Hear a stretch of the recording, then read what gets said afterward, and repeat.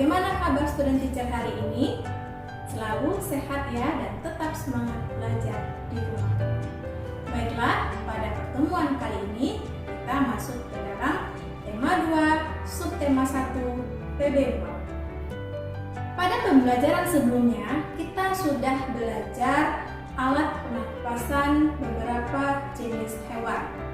Nah, untuk selanjutnya kita akan belajar sistem pernapasan manusia. Bernapas adalah kegiatan menghirup oksigen ke dalam tubuh dan membuang karbon dioksida dari dalam tubuh. Manusia bernapas untuk memasukkan udara ke dalam tubuh. Udara tersebut mengandung oksigen. Nah, oksigen itulah yang dibutuhkan tubuh untuk mendapatkan energi.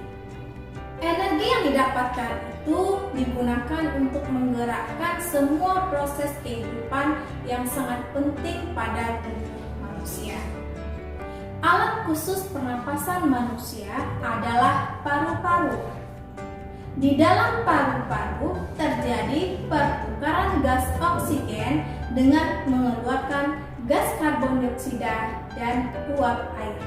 Tempat terjadi pertukaran tersebut di paru-paru adalah di dalam alveolus.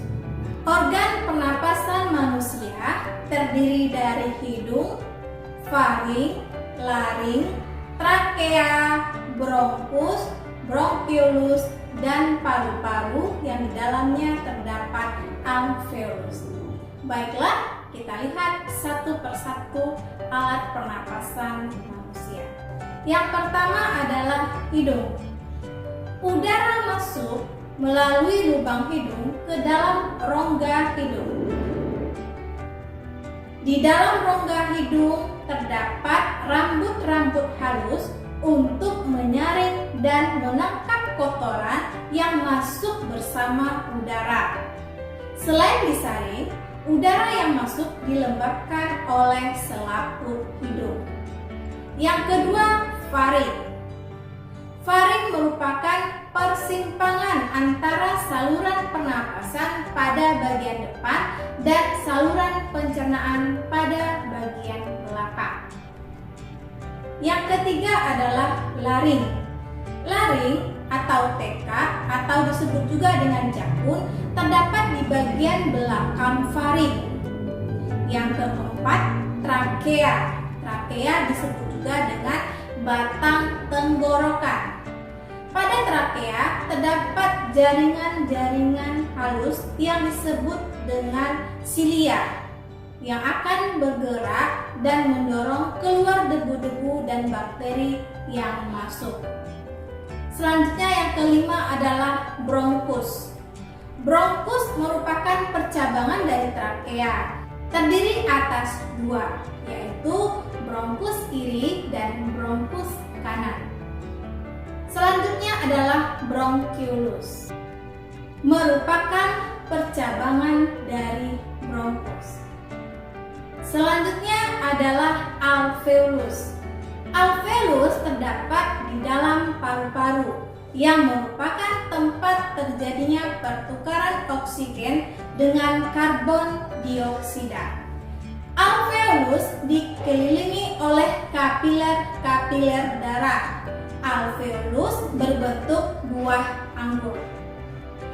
Adapun cara kerja alat pernapasan manusia adalah udara masuk ke dalam tubuh melalui lubang hidung, lalu masuk ke dalam batang tenggorokan. Selanjutnya, batang tenggorokan adalah sebuah pipa mulai dari belakang hidung dan mulut, lalu turun ke paru-paru.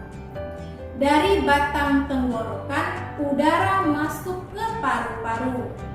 Di dalam paru-paru, oksigen terserap ke dalam pembuluh darah halus.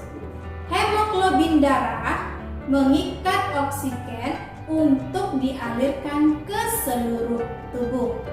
Sebaliknya, gas karbon dioksida diikat kembali oleh hemoglobin dari pembuluh darah masuk ke paru-paru dan selanjutnya dibuang saat kita menghembuskan nafas. Paru-paru dibungkus oleh selaput tipis yang disebut dengan pleura. Hidung dan tenggorokan merupakan jalan bagi keluar masuknya udara dalam pernafasan. Udara dapat masuk dan keluar paru-paru karena pekerjaan otot antara tulang rusuk dan diafragma. Lambat cepatnya kita menarik napas tergantung aktivitas yang sedang kita lakukan. Saat kita beristirahat atau tidur, dalam setiap tarikan nafas kita menghisap dan menghembuskan sekitar setengah liter udara. Kita menarik napas sebanyak 15-20 kali setiap menit. Sebaliknya, setelah beraktivitas berat, misalnya balapan lari, kita membutuhkan lebih banyak oksigen. Dalam setiap tarikan napas kita menghirup udara bisa sebanyak 3 liter, bahkan bisa lebih. Dalam setiap menit kita bernapas sebanyak 50 kali atau lebih. Itulah sebabnya kita terengah-engah setelah melakukan pekerjaan berat. Semua makhluk hidup memerlukan oksigen untuk bernapas. Semua makhluk hidup memerlukan oksigen untuk bernapas.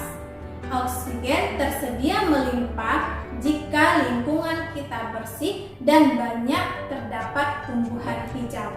Menciptakan lingkungan bersih dan banyak tumbuhan hijau menjadi tanggung jawab kita semua. Oke student, cukup sekian pembelajaran kita hari ini. Mudah-mudahan apa yang sudah teacher sampaikan, student teacher bisa paham walaupun belajarnya di rumah. Tetap semangat belajar di rumah dan sampai jumpa di